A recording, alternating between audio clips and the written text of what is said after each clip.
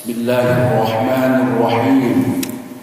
Assalamualaikum warahmatullahi wabarakatuh.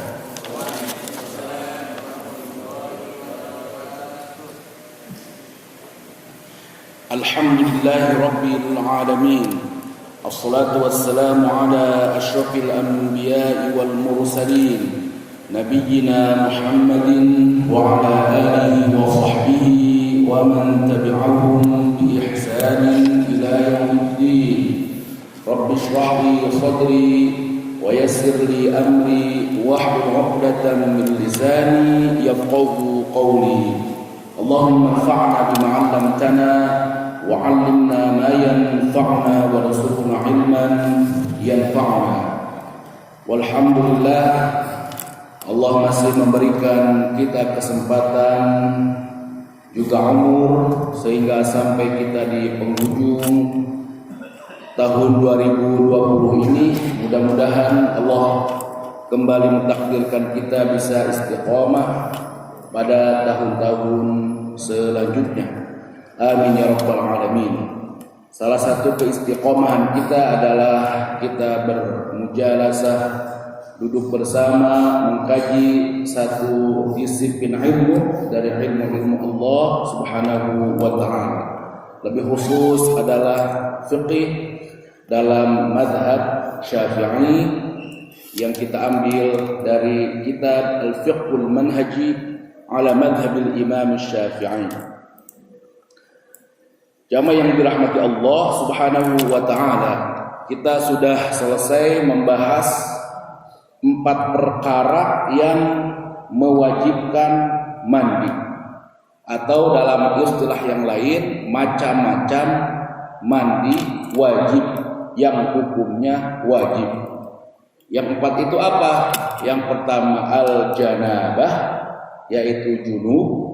Kalau kita selesai atau dalam kondisi junub ingin melakukan ibadah-ibadah yang harus kita membersihkan diri menjadi satu perantara awalnya, maka harus kita mandi dulu, dan mandi itu hukumnya wajib. Kemudian haid, kemudian ada an-nifas, dan ada al-maut atau kematian. Bedanya yang 1, 2, dan 3 mandinya sendiri. Kalau maut, kematian, kita mengalami kematian, kita yang dimandikan. Selanjutnya al-mu'allif memulai pembahasan berikutnya tentang al-ghuslu al-mandub, yaitu mandi yang hukumnya sunnah. Mandub artinya sunnah, setelah kita membahas yang wajib. Qala al-mu'allif rahimahullah, atau qala al-mu'allifun rahimahumullah, al-ghuslu al-mandub ay thaniyan al-ghuslu al-mandub. Pembahasan yang kedua tentang mandi yang hukumnya sunnah. Wa bi ibaratin ukhra al-aghsal al-masnunah, atau bahasa yang lain dalam beberapa ibarah yang digunakan dalam kitab yang lain atau kitab-kitab fiqh yang lain adalah al-aghsal al-masnunah, artinya sama. Kalau diartikan bahasa Indonesia ya sama, bahasa Arabnya ada istilah yang lain. Artinya apa? Mandi-mandi yang sunnah, yang hukumnya sunnah. Apa pengertiannya? Wa hiyallati tasihhu as-salatu biduniha, adalah mandi yang sholat ini diantaranya, atau kemudian kita melakukan sholat tetap sah tanpa mandi itu. Karena mandi itu tadi hukumnya tidak wajib, sunnah saja. Artinya kalaupun kita tidak melakukan mandi sunnah ini, sholat yang akan kita lakukan setelahnya tetap sah. Walakinna syar'a nadaba ilaiha li'tibaratin katsirah, tetapi tentu syariat mensunnahkan, mengkategorikan mandi ini kepada mandi yang sunnah karena banyak i'tibar, karena banyak pelajaran-pelajaran, karena banyak hikmah-hikmah di dalamnya. Apa saja? Kita mulai mandi yang hukumnya sunnah. Yang pertama, al-muallif mengatakan adalah ghuslu al-jumu'ah, mandi Jumat, mandi untuk sholat Jumat. Maka kalau dikembalikan ke dalam definisi tadi, yaitu mandi yang tetap sholatnya sah. Berarti konteksnya di sini kalau Jumat berarti sholat Jumat, tetap sholat Jumatnya sah walaupun kita tidak melakukan mandi ini. Ya, baik. Masyru'iyyatuhu. Yang pertama adalah tentang dalil pensyariatan mandi Jumu'ah ini. Jumat atau Jumu'ah. Kalau bahasa Arabnya Jumu', kalau bahasa Indonesianya Jum'at. Baik. Yusannu al-ghuslu atau al-ghuslu yaumal Jumu'ah liman yuridu hudurus atau yuridu huduras shalah wa in lam tajid alaihi al-Jumu'ah. Yang pertama atau pembahasan di awal ini kemudian menyebutkan muallif bahwa mandi pada hari Jumat itu hukumnya sunnah bagi siapa? Bagi yang ingin menghadiri sholat Jumat. Tentu menghadiri bukan hadir bengong ya. Menghadiri tentunya adalah berarti dia ingin melakukan sholat Jumat. Walaupun barangkali ada juga yang menghadiri saja, paling enggak sholat. Wa illam tajib alaihi al-jumu'ah, walaupun dia tidak wajib mengerjakan Jumu'ah, kamusafir aw imra'ah aw shaghir. Kemudian ada pembahasan yang diangkat oleh muallif atau perdebatan sedikitlah begitu. Wajibnya itu sesungguhnya buat siapa? Apakah yang ingin melakukan sholat Jumat saja atau yang enggak? Seperti kita tidak ada halangan, kita tidak musafir, tetap tinggal di kampung kita, tidak ada udzur-udzur yang kemudian membolehkan kita mengganti Jumat dengan zuhur misalkan. Maka apakah dalam status seperti itu yang ingin hadir Jumat saja atau yang enggak ingin hadir? Karena sesungguhnya yang namanya mandi ini peruntukannya untuk apa? Untuk Jumat. Maka disebut dengan mandi Jumu'ah. Kalau dia enggak ingin sholat Jumat, ada udzur, lagi musafir, tetap sunnah enggak kalau mandi? Maka ada sedikit perbedaan yang diangkat oleh pengarang di sini atau penyusun di sini. Pendapat pertama, ini berlaku bagi yang ingin menghadiri Jumu'ah saja. Maka kalau yang tidak atau ada udzur seperti musafir, kita mau dalam bepergian, atau kemudian imro'ah atau perempuan yang tidak wajib baginya melakukan sholat Jumu'ah, atau anak kecil shaghir. Nanti kalau lebih lanjut, kalau di dalam hadis ada juga abdun mamluk, walaupun sekarang sudah tidak ada hamba sahaya begitu. Maka orang-orang ini tidak berkewajiban, tidak ada taklif, tidak ada kewajiban dalam syariat untuk melakukan sholat Jumu'ah. Maka dalam pendapat pertama tidak usah, tidak sunnah untuk melakukan mandi Jumu'ah yang hukumnya sunnah. Nah, pendapat yang berikutnya yang diangkat di sini adalah itu sunnah umum, baik yang mau hadir, baik yang enggak hadir. Baik kita dalam keadaan mukim sekarang ini atau kita dalam perjalanan, padahal kita tidak mengapa ada udzur untuk mengganti Jumat dengan zuhur. Maka kalau pakai pendapat yang kedua, tetap sunnah, tetap hukumnya sunnah. Nah, di antara yang menguatkan di sini nanti adalah apa? Atau al-mu'allif kemudian menguatkan. Coba dilihat lagi pada halaman berikutnya, ada halaman 72 yang sarankan untuk dibaca lagi. Itu tentang pensyariatan atau hikmah-hikmah dari mandi itu sendiri. Ada 3 hal yang bisa kita dapatkan dari mandi itu sendiri. Ini secara umum, baik yang wajib maupun yang sunnah. Yang pertama apa? Husulu an-nadhafah, husulu at-taharah. Dan yang ketiga husulu an-nadhafah wa at-taharah wa an-nasyaṭah. Bersih, nadhafah, tentu dengan kita mandi badan kita menjadi bersih. Segala macam kotoran-kotorannya tentu kita bersihkan. Kemudian selain memang bersih, juga at-taharah menjadi menjadi bersih sendiri. Yang ketiga adalah nasyaṭah. Lupa saya yang kedua. Ada 3. Nasyat itu artinya apa? Semangat begitu ya, menjadi segar kembali. Dengan kita mandi tentunya menjadi segar kembali. Menjadi segar, menjadi bersih. Yang pertama tentu tidak kita lupa husulul thawab, mendapatkan pahala. Maka paling tidak kalau kita ambil pendapat yang kedua, baik dalam keadaan kita musafir atau enggak musafir, bismillah. Walaupun kita tidak akan menghadiri atau melakukan sholat Jumat, bismillah kita mengikuti pendapat yang mengatakan boleh. Paling tidak masih lebih mending daripada kita tidak mandi, kan begitu. Niatkan saja. Nanti keterima atau tidak ya, mudah-mudahan keterima. Urusan di dunianya ya niatkan saja. Karena ini hari Jumat. Maka mandilah atau mandi saja. Mudah-mudahan terhitung insyaallah sebagai satu kesunahan. Nah, apa dalilnya? Ada 2 dalil, sesungguhnya 2 dalil ini mewakili dalil-dalil yang lain.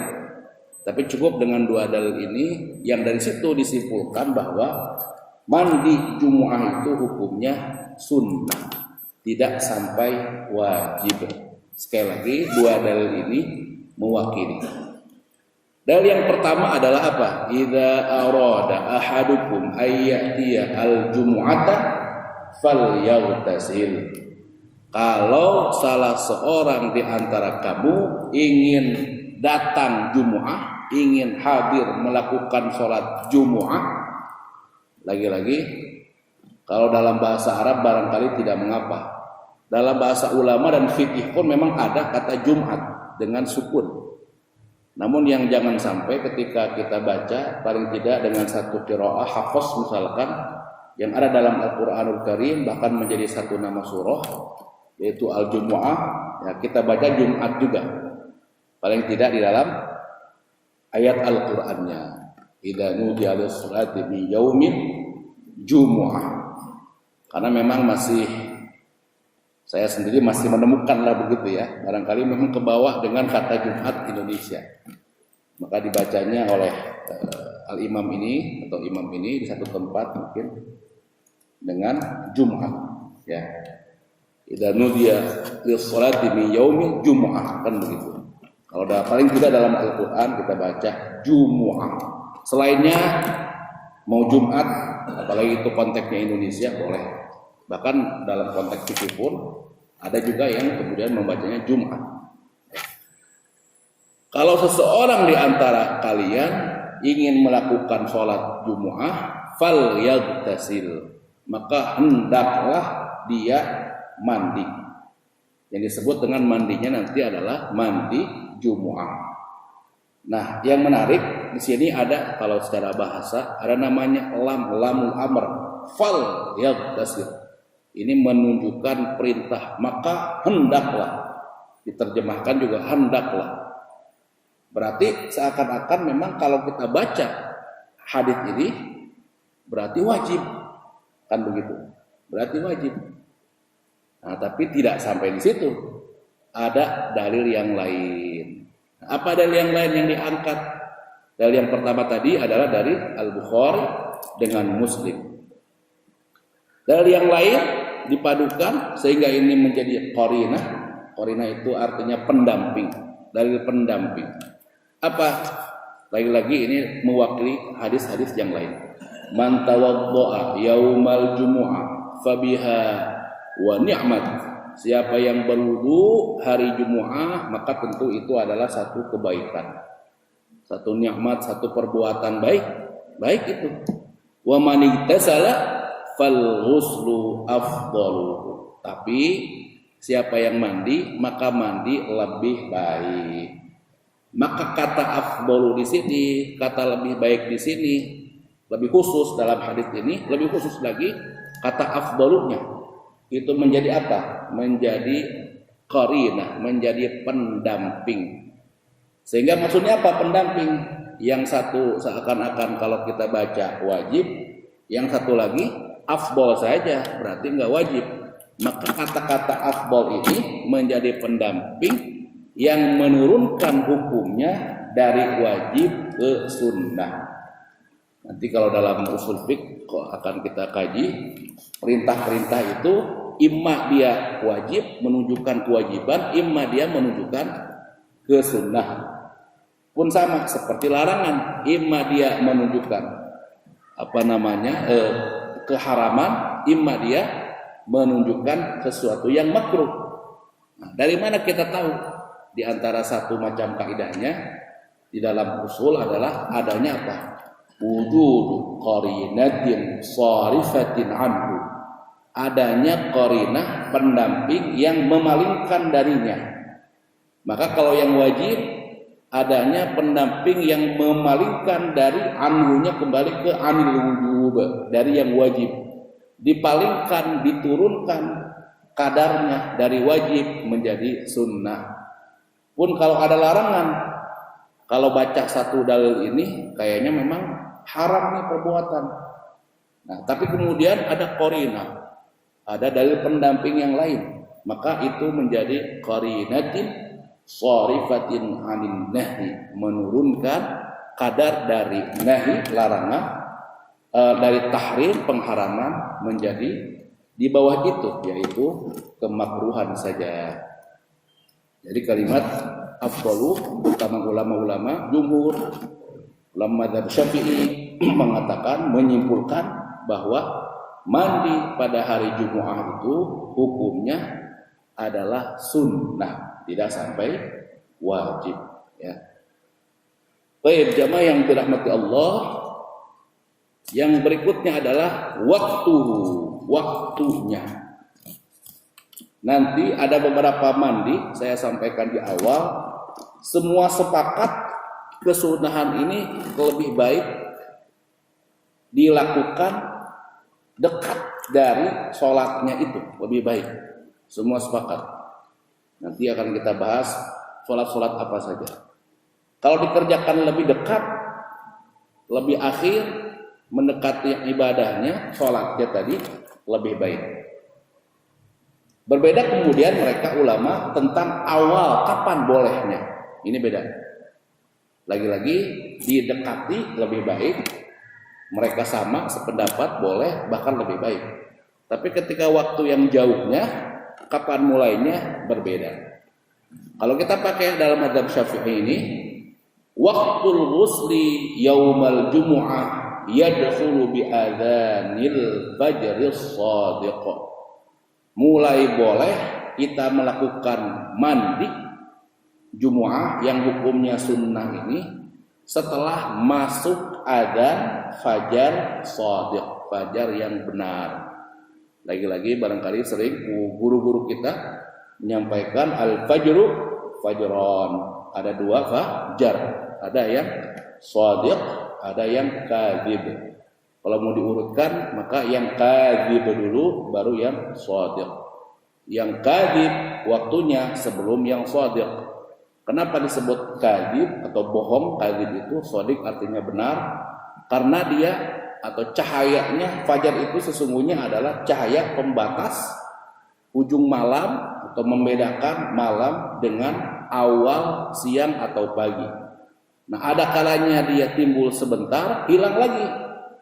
Maka dia sesungguhnya bukan fajar beneran. Dia datang nongol, hilang lagi. Maka bohong, pembohong. Begitu asal muasal disebut fajar kadzib. Tapi kalau dia terus terang, makan tambah terang, tidak hilang, tambah terang.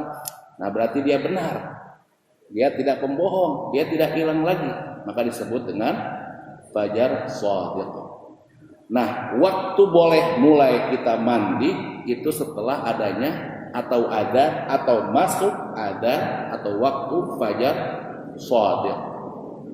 Nah, berarti lagi-lagi ini perbedaan pendapat. Memang ada yang mengatakan dari malam, yaitu Al-Imam Al-Auza'i. Namun jumhur ulama Syafi'iyah juga Hanabilah mengatakan setelah masuk fajar shadiq. Maka seperti beberapa teman kita misalkan yang bekerjanya jauh, atau misalkan kami teman-teman itu di Bukit Golf, di Cibubur, karena ada di antara mereka atau bahkan barangkali agak banyak begitu ya. Saya menyaksikan berangkat kerja langsung subuh. Karena ingin, ya sebetulnya nggak subuh-subuh banget, jaraknya itu sebetulnya ya 1 jam 2 jam juga ke dalam waktu normal dapat. Cuman kalau langsung subuh katanya lebih enak, lebih kosong begitu, lebih lancar. Kalau berangkat waktu subuh berarti dia mandi duluan dari rumah. Sementara namanya sholat subuh ya tentu insya Allah di masjid mana-mana di awal waktu. Maka untuk beberapa teman-teman kita yang seperti itu, ada yang berangkat atau mandinya sebelum subuh langsung ke masjid langsung berangkat, ada yang begitu. Kalau pakai pendapat jumhur ini, maka tidak bisa masuk atau melakukan mandi yang sunnah ini. Nah, tapi kalau yang bekerjanya ya tidak terlalu subuh-subuh banget berangkatnya, masih sholat subuh di rumah, di masjidnya, masih balik lagi setelah itu ke rumahnya, nyarap dulu, ada yang begitu juga kan, baru berangkat, kadang sambil ngantar anaknya, kemudian dia berangkat. Nah, masih mungkin untuk yang seperti ini dia melakukan atau sebelum berangkat kerjanya ke kantornya mandi dulu. Berarti subuhnya dia belum mandi. Ya banyak juga kan yang begitu. Kalau memang nggak ada biasanya urusan-urusan apa yang harus mandi duluan, ya mandi ntar aja belakangan sebelum berangkat, kan biasanya begitu. Nah bagi yang seperti ini maka bisa. Nah, ketika habis pulang masjid, siap-siap mau berangkat ke kantornya misalkan, maka niatkan itu mandi menjadi mandi sunnah. Ya sayang kalau mandi begitu saja. Niatkan menjadi mandi sunnah. Bagi yang kerjaannya saya mah santai-santai aja, saya mah sultan begitu, sultan Ciputat, bebas aja sultan mah. Maka dia kemudian masih ada waktu, maka diakhirkan saja. Kalau mandinya ingin segar, biasa saya setiap subuh mandi, sebelum subuh saya mandi. Ada beberapa orang yang seperti ini dengan banyak khasiat katanya begitu ya, dengan banyak khasiat-khasiat dari mandi subuh sebelum subuh, ya silakan. Nanti toh waktu kan agak panjang. Nah sebelum berangkat Jumat mandi lagi. Mandinya adalah mandi sunnah Jumat. Dan bahkan itu yang lebih baik. At-taqrib wa taqribuhu min dhahabihi ilal Jumu'ah afdhalu. Mendekatkan waktu mandi dengan ibadahnya yaitu Jumu'ah dalam konteks ini lebih baik. Kenapa lebih baik? Li'annahu ablagh fi usulil maqsud minal ghusl. Karena itu lebih dapat, maksud-maksud dari mandi itu lebih dapat. Jadi diantaranya apa? Dapat pahala insya Allah sama. Baik yang mandinya agak jauh dengan yang dekat sama. Tapi yang berikutnya masalah an-nadhafah atau taharah dengan masalah an-nasyab ini yang berbeda tentunya. Orang yang mandinya pagi-pagi benar, ya, sebelum berangkat kantor, udah berangkat kantor, nyampe kantor, kerja ini itu lelah, ada lelahnya, ada ngantuknya begitu kan. Nanti berikutnya siang baru mau sholat, ya karena bisa dikatakan sisa-sisa lelah lah begitu ya. Siang hari yang biasanya juga memang itu adalah waktu untuk istirahat siang biasanya juga. Nah sementara dia mandinya sudah lama. Ini lagi-lagi kalau bagi yang berkantor ya silahkan mandinya pagi daripada mandi nggak diniatkan mandi wajib. Nah kalau yang nggak berangkat kantor maka ini lebih utama. Kenapa? Tujuan di antara tujuan maksud dari mandi lebih dapat, yaitu bersih, masih segar. Dan nasya semangat ya, atau ya semangat, nasya itu artinya semangat ya, semangat begitu ya. wa hiya tathibu raihati jismihi wa izalatil araq war raiha al kariha, yang bau-bau apa segala macam menjadi hilang. Sehingga apa? Ketika datang ke masjid kita masih dalam keadaan semangat tadi, masih dalam keadaan wangi tadi. Bahkan barangkali yang jarang pakai minyak wangi pun ya dia belum bau apa-apa, masih bau, paling enggak masih wangi-wangi sabun, paling enggak masih wangi-wangi sampo, begitu kan. Ada beberapa orang yang memang jarang juga menggunakan minyak wangi, kan ada juga yang begitu. Paling dia masih belum bau lah begitu. Kenapa? Karena Islam mensunnahkan mandi wajib, diantaranya adalah min ajli ijtima'in nas, karena kita mau kumpul sama orang di masjid, kita mau bertemu dengan orang. Maka kenapa kita bersih-bersih? Agar li alla yata'adza ba'duhum bi raihatin karihah. Jangan sampai bau-bau kita datang ke masjid membawa bau-bau yang tidak enak, dan itu bisa menyakiti atau mengganggu orang lain. Makanya kemudian lidzalika nahan Nabi, dalam riwayat Nabi menyebutkan atau melarang orang yang memakan al-basal wath-thaum wal karat, atau macam-macam bawang itu ya, macam-macam bawang. Yang memakan man akala al-basal awith thaum awil karat fala yaqrabanna masjidana, yang makan macam-macam bawang tadi, maka janganlah dia mendekati tempat atau masjid-masjid kami. Nanti keterangannya dalam hadis, sesungguhnya pertama ada illah, ada alasan di situ, tidak dibatasi pada macam yang disebutkan dalam hadis tadi, makan makanannya atau bawang tadi, tapi ilahnya pada semua yang bisa menghadirkan, menyebabkan bau-bau yang tidak sedap begitu ya. Maka dalam konteks Indonesia ataupun Asia Tenggara begitu ya, ada pete lah, ada apa namanya, ada jengkol lah, atau ada duren ya, sendawa duren. Kita nyium duren enak ya, nyiumnya enak, makannya enak. Tapi kalau menyium sendawa orang nggak enak gitu ya. Nah, maka jangan mendekati. Maksudnya jangan mendekati ya, bukan berarti kemudian kalau begitu saya makan seadanya aja, kapan aja, sebelum mas mau sholat makan, habis itu ya udah saya akan habis makan, jangan mendekati. Maksudnya juga kita harus memahami kalau mau sholat jangan makan, jangan menjadi pembenaran akhirnya kita nggak ke masjid. Ya, saya makan durian dulu lah jam 11:30, sehingga kemudian menjadi sebab kita nggak ke masjid sholat zuhur, menjadi pembenaran. Ya maksudnya jangan makan itu makanan-makanan yang menyebabkan bau-bau yang nggak sedap mendekati waktu sholat, ya, sehingga orang nanti terganggu. Dalam syarah yang lain ada ilah yang kedua di sini adalah intinya, ini yang paling lebih mahal lagi, nilai yang paling agung di sini adalah apa? At-ta'adzi. Nggak boleh kita menyakiti orang lain, menyakiti dengan bau-bau kita, menyakiti dengan apa lisan kita, menyakiti dengan tangan kita, mengganggu orang lain, karena kita hidup sosial, ada hablum minan nas dalam bahasa manusia, istilah agamanya. Maka jangan sampai kita menyebabkan orang lain tidak selamat. Dalam hadis disebutkan seorang muslim itu apa? Al-muslimu man salimal muslimuna min lisanihi wa yadihi. Seorang muslim itu yang baik adalah apabila muslim-muslim yang lain selamat dari lisannya, selamat dari tangannya, tidak menyebabkan orang lain ngomongin tentang dia, kesannya adalah baik-baik saja. Ini pelajaran yang paling agung dari hadis ini.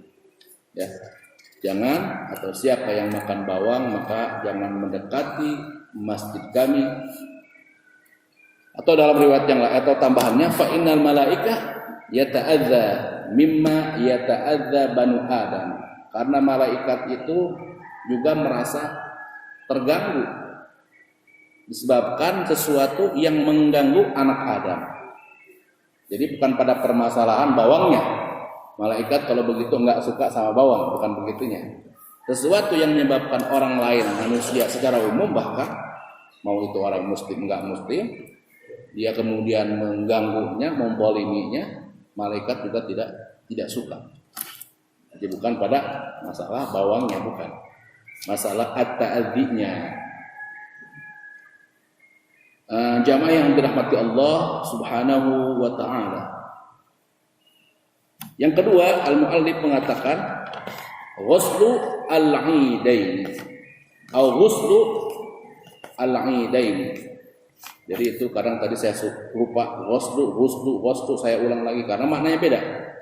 Ghuslu dengan ghuslu. Ghuslu mandi, ghuslu mencuci. Lain itu, beda harokat saja, lain. Ghuslu al-'idain. Berikutnya adalah mandi dua Id. Tentunya adalah Idul Fitri dengan Idul Adha. Mandi untuk melakukan dua salat, imma al-fitr wa imma al-adha, maka hukumnya adalah sunnah. Masyru'iyyatuhu, dalil pensyariatannya. Yusannu al-ghuslu yawma Idul Fitri wa yawma Idul Adha liman arada ay yahdura as-salata wa liman lam yahdur. Lianna yawmal 'idi yawmu zinah fasanna al-ghuslu lahu. Disunnahkan mandi Id baik al-fitr ataupun al-adha. Siapa yang disunnahkan? Bagi siapa? Bagi siapa yang ingin menghadiri sholat ataupun yang tidak ingin. Nah, ini nanti lebih lanjut, sebetulnya mirip sama pembahasannya dengan yang pertama, namun al-muallif tidak mengangkat pembahasan tadi karena barangkali memang lebih sependapat kepada kesunahan ini berlaku baik yang ingin hadir atau yang enggak hadir. Mungkin begitu saya melihatnya. Kalau lebih lanjut memang ada pembahasan yang sama. Ini kesunahannya terkait dengan sholatnya atau tidak? Maka memang ada pembahasan. Ini sunnahnya bagi yang ingin sholat Id saja, bagi yang enggak sunnah. Ini sunnahnya bagi yang baik yang mau sholat maupun yang enggak sholat, ya, maupun yang tidak sholat dengan udzur-udzur tertentu. Maka memang lebih aman kalau kita lebih insya Allah lebih aman kita niatkan sholat baik hadir ataupun enggak hadir, mandi sunnah Id, keterima atau enggak terima, tidak atau tidaknya kita serahkan kepada Allah. Mudah-mudahan keterima sebagai satu kesunahan. Apa dalilnya? Dari Abdullah ibn Amr. Abdullah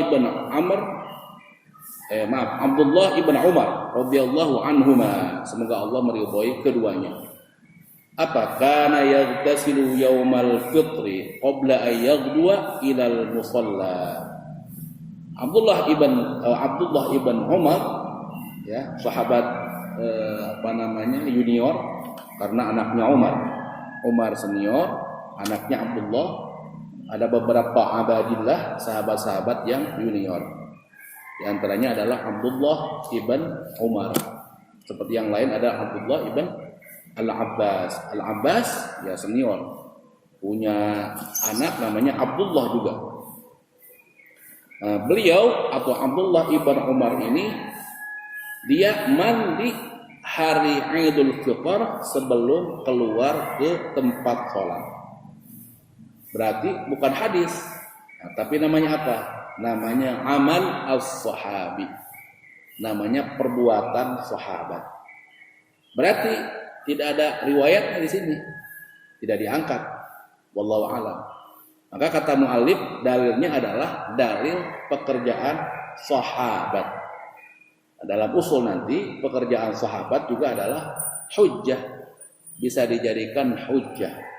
Tidak ada dalilnya, tapi sahabat mengerjakan, itu pun hujjah. Namanya amalus sahabi, amal seorang sahabat. Dikuatkan lagi dengan apa? Dengan qiyas. Jadi yang dilakukan sahabat ini sesungguhnya, kata mu'allif, ini sesungguhnya adalah qiyas juga. Qiyas mandi sunnah untuk sholat Idul Fitr atau Idul Adha. Dikiaskan kepada apa? Dikiaskan kepada sholat mandi sunnah sholat Jumu'ah. Kalau Jumat tadi kan ada hadisnya.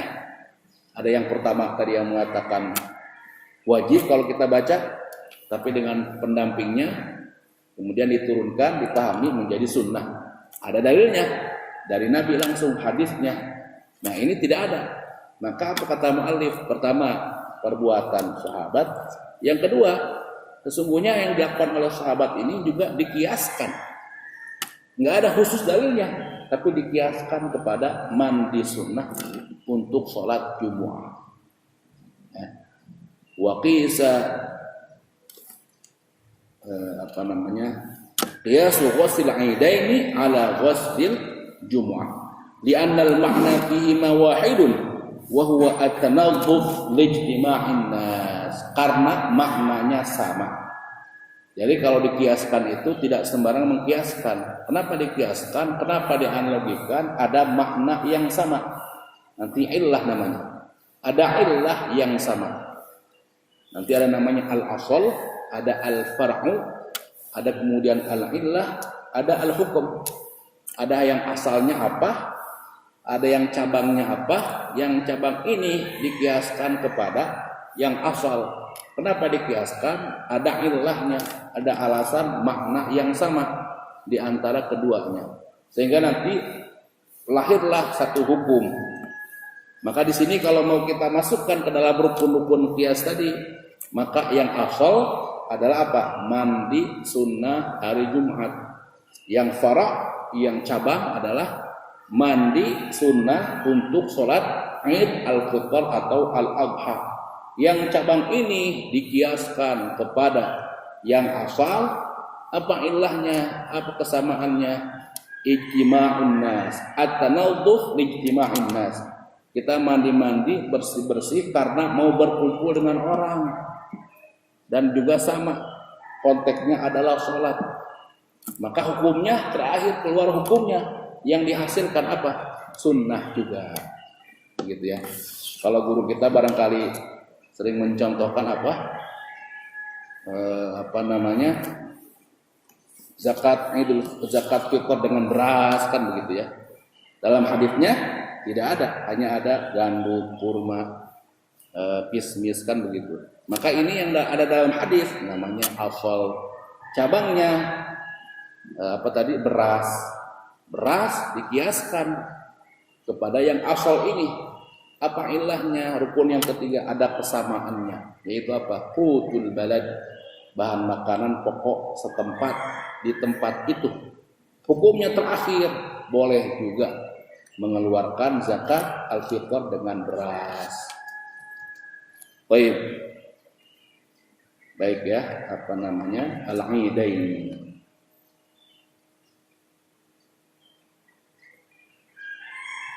Waktuhu wa waktu ghusli al-Aidaini yabda bi nisfil laili min lailatil Aid. Sekali lagi di awal saya sebutkan tentang waktu kapan mandi kesunahan ini. Semua sepakat kalau itu mandi dekat, takrib namanya, didekatkan dengan ibadahnya, semua sepakat itu tentunya adalah boleh dan lebih baik. Maka kalau kita terkait dengan mandi Idul Fitr ini atau Al-Adha, dia adanya di waktu duha ya, misalkan jam 7, maka kita mandi didekatkan setelah sholat subuh ya, kita takbir dulu kemudian pulang siap-siap ke rumah. Kalau Idul Fitr maka disunahkan juga kita makan dulu, sarapan dulu. Kalau Al-Adha tidak. Kemudian kalau mandi kemudian kita mandi ya dekat waktunya kepada sholat sunnah, maka itu sepakat boleh dan lebih baik. Tadi dengan alasan-alasan masih segar, masih wangi begitu ya, masih bersih. Tapi berbeda awal mulanya. Ya. Dalam mazhab Syafi'i disebutkan kalau mandi al-Id, al-Fitr atau al-Adha itu kapan boleh kita memulainya? Binisfil lail, setengah atau pertengahan malam. Dari jam 12 lebih kita udah boleh, ya. Atau mungkin barangkali ada yang takbiran, ya, yang pada rajin tuh takbiran, bahkan mungkin berangkatnya dari subuh terus lanjut, barangkali ada yang begitu, ya, barangkali dia udah takbiran pulang ke rumah, udah biasa bangun sahur, pas sahur itu ya udah mandi aja sekalian, kemudian dia berangkat subuh sekalian langsung ke sholat Id, nggak pulang, ya, misalkan seperti itu, dia mandi sudah boleh. Waktu mulainya adalah pertengahan. Yang menarik di sini sesungguhnya adalah tentang waktu mulai ini kok. Kalau Jumat, kenapa fajar shadiq? Padahal kan sama-sama hari Jumat. Ini juga hari Idul Fitr. Kalau Idul Fitr, kenapa tidak fajar shadiq? Kenapa nggak dari waktu fajar? Atau yang lain bisa dikaitkan juga satu lagi yang mirip tentang membaca surah Al-Kahfi. Kenapa kalau Al-Kahfi bahkan dari maghrib? Kan begitu. Al-Kahfi dari maghrib terus sampai besok masih hari Jumat, menjadi satu kesunahan. Kalau Idul Fitr kok dari pertengahan malam? Kalau Jumat kok dari fajar shadiq? Maka saya mencoba mencari alasan dalam madzhab Syafi'i dengan Hambali. Apa di antara alasannya? Kalau Jumu'ah itu maka dia memang ada kata yaumnya, hari Jumu'ah. Namun lebih ditegaskan terkait dengan apa? Waktu pelaksanaan sholat Jumu'ah. Kapan? Di waktu zuhur. Maka zuhur itu kaitannya dengan apa? Dengan waktu siang, nahar. Maka keterangan yang ada adalah apa? Yatayaqqan. Menjadi jelas, terang benderang, siang itu bermula dari mana? Dari fajar. Karena kalau Jumat lebih kuat kaitannya dengan waktu sholat zuhur. Maka terang itu permulaannya dari apa? Dari fajar. Adapun Id al-Fitr, dia waktunya adalah waktu duha. Maka dia kembali kepada harinya, yaum. Namun walaupun yaum, tidak mungkin tentunya kalau kaitannya dengan mandi, dia mandinya dari maghrib, ya. Mandi dari maghrib, pasti dia istirahat. Yang namanya malam, satu kesunahan, kefitrahan kita pasti beristirahat orang. Ima sebentar, ima panjang. Di antara manusia berbeda-beda. Biasanya kalau udah lebih tua, ya, katanya semakin sedikit. Tapi yang namanya malam ya tadi waktu untuk beristirahat. Maka sangat tidak kalau kesunahan itu dimulainya dari maghrib, maka dari pertengahan malam. Adapun kalau Al-Kahfi, kenapa boleh bahkan dari setelah maghrib? Karena riwayatnya ada riwayat yaum, ada riwayatnya lailah. Siapa yang membaca surah Al-Kahfi pada hari Jumu'ah, ada kata yaum, ada kata malam. Maka kata yang malam ini, lagi-lagi semua dari 3 macam itu kan ada yaum. Semuanya ada yaum hari-hari. Kalau hitungan hari, maka semua bermula dari maghrib semua. Namun berikutnya apa? Yang menguatkan lebih dominannya. Kalau Jumu'ah kepada harinya, siangnya, kalau Id itu kepada harinya secara umum, tapi tentunya mandi tidak mungkin dari maghrib. Nah, kalau Al-Kahfi karena ada riwayat khusus langsung lailahnya, bukan yaumnya saja, maka boleh disunahkannya dari setelah maghrib terus sampai kita belum baca besok subuh, terus kita belum sempat belum Jumatan, terus bisa.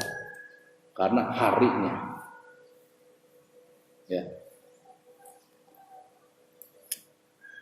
Lagi-lagi paling secara teori, kalau secara praktek barangkali yang agak berbeda tadi bisa kita mengambil kesunahan ini atau tidak pada Jumat saja, konteks Jumat saja, ya. Kalau Idul Fitr semuanya saya pikir mandinya ditakribkan, ya, semua didekatkan. Dan pasti hari itu libur, semua nggak ada ngantor, ya rata-rata orang mandinya didekatkan. Pun ya Jumat saja, paling Jumat saja tadi pembahasannya. Baik, kita persingkat berikutnya. Yang ketiga, ghuslu al-kusufaini. Itu apa? Kusufus syamsi wa khusuful qamaru. Ya. Atau ghuslu Tadi saya ghusl lagi. Ghuslu al-kusufaini, mandi dua kusuf. Sesungguhnya dia adalah kusufu asy-syams dan khusuful qamar. Yang satu kaf, yang satu kha.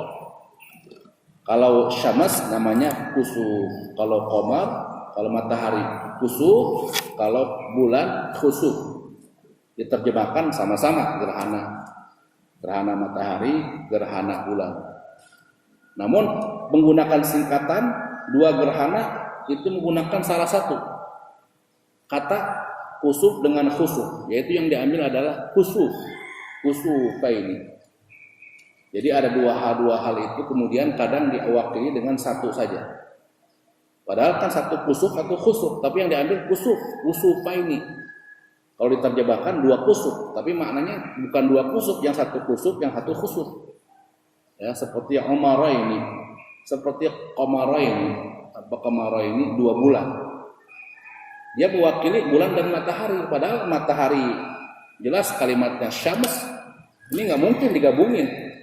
Tapi dalam bahasa Arab kalau ingin mewakili dua sinar besar tadi yang menyinari bumi ini di dua waktu yang berbeda, satu siang satu malam, itu mewakili menggunakan salah satu lafadznya. Yang diambil adalah qamaru, maka qamaraini.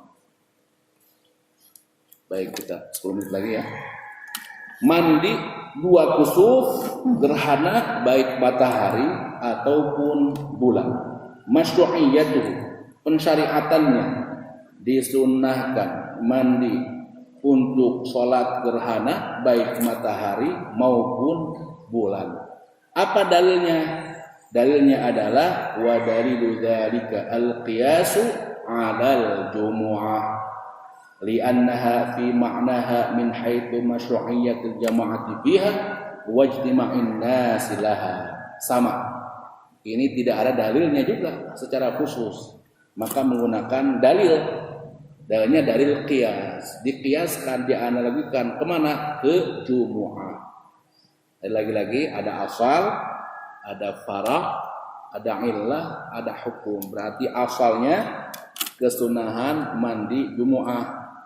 Cabangnya mandi, belum bilang kesunahan dulu. Kesunahan itu hukum terakhir. Kesunahan mandi jumu'ah. Cabangnya mandi untuk sholat gerhana. Ilahnya, kesamaannya berkumpul bersama manusia melakukan sholat. Baru hukum terakhirnya, karena kesamaan ini juga dihukumi sunnah. Sunnah mandi sebelum sholat gerhana. Kapan waktunya? Wa yadkhulu waqtul ghusli lil kusufaini bi badil kusufaini wa yantahi bin jilaiha. Ini mulainya enggak dari malam, bukan dari maghrib, bukan dari pertengahan malam, juga bukan dari fajar shadiq. Ini mulainya dari apa? Ini mulai dari terjadinya gerhana itu sendiri. Ya, karena gerhana enggak tahu kita. Kalau sekarang barangkali, ya kalau sekarang pun diprediksi, baru prediksi kan, tidak bisa, harus ditunggu dulu benar terjadi apa tidak, kan begitu. Nanti pada tanggal ini akan terjadi gerhana, malamnya kita udah mandi, nggak bisa. Maghribnya udah mandi diniatkan, nggak bisa. Atau malamnya atau pas fajar, nggak bisa. Tunggu, itu prediksi, bisa jadi nggak jadi. Nah, sama dengan apa? Perkiraan cuaca, kan begitu, perkiraan. Ternyata nggak hujan, mendung aja.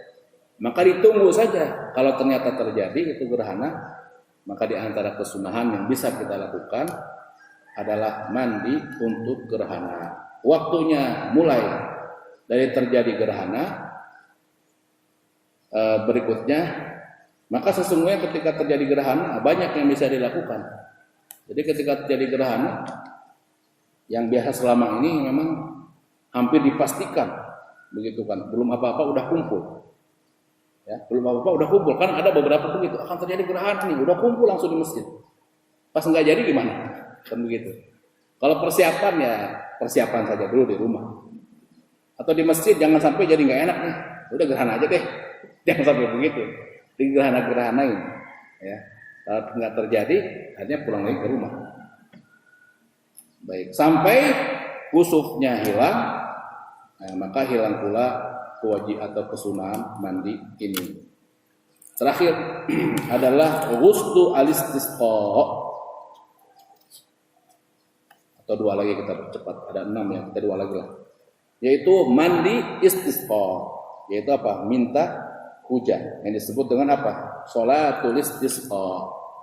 Ada istisqa-nya, ada sholat istisqa. Istisqa itu artinya minta hujan. Sholat istisqa, sholat untuk minta hujan. Maka dalam fikih nanti kalau kita kaji, istisqa itu nanti ada macam-macam. Ada yang paling minimalis, ada yang paling maksimal. Yang paling minimalis, minta ya Allah hujan, minta hujan, udah lama nggak hujan. Itu juga masuk kepada istisqa, hanya dengan lafaz doa. Ya Allah minta hujan, ya Allah udah lama ini nggak hujan, kering sumur. Ladang-ladang pada kering ini, ya, hampir pada mati. Ya Allah jangan sampai gagal panen. Itu sudah termasuk istisqa. Yang maksimal adalah dengan sholat, ya, apalagi dengan kesunahan-kesunahan yang lain. Ada pertaubatan, kita bersedekah dan lain sebagainya. Yusannu al-ghuslu qabla al-khuruj li sholatil istisqa. Kapan disunahkannya? Sebelum kita keluar melakukan sholat istisqa. Satu lagi juga menjadi kesunahan melakukan mandi yang sunnah ini adalah apa? Yusan atau al-ghuslu min ghuslil mayyit. Mandi disebabkan kita memandikan mayit. Yang memandikan mayit, maka setelahnya sunnah untuk mandi. Apa dalilnya? Man ghasala mayyitan fal yaghtasil. Hadis dari riwayat Ahmad dan juga Tirmidzi. Siapa yang memandikan mayit, maka hendaklah dia juga mandi setelahnya. Kalau mayit tadi hukumnya wajib, kalau yang memandikan hukumnya sunnah. Lagi-lagi ada kata fal yaghtasil, hendaklah dia mandi. Berarti hukumnya sunnah, wajib lagi. Nah, lihat lagi kembali setiap dalil, tidak langsung kemudian kita pahami oh itu adalah sunnah begitu. Maka bicara hadis itu, hadis yang dikaji dalam hadis itu apa sesungguhnya? Dalam hadis itu yang dikaji nanti apakah ini riwayatnya mutawatir ataukah ahad ataukah gharib, apakah aziz, hasankah, sunnahkah, dhaifkah, itu saja.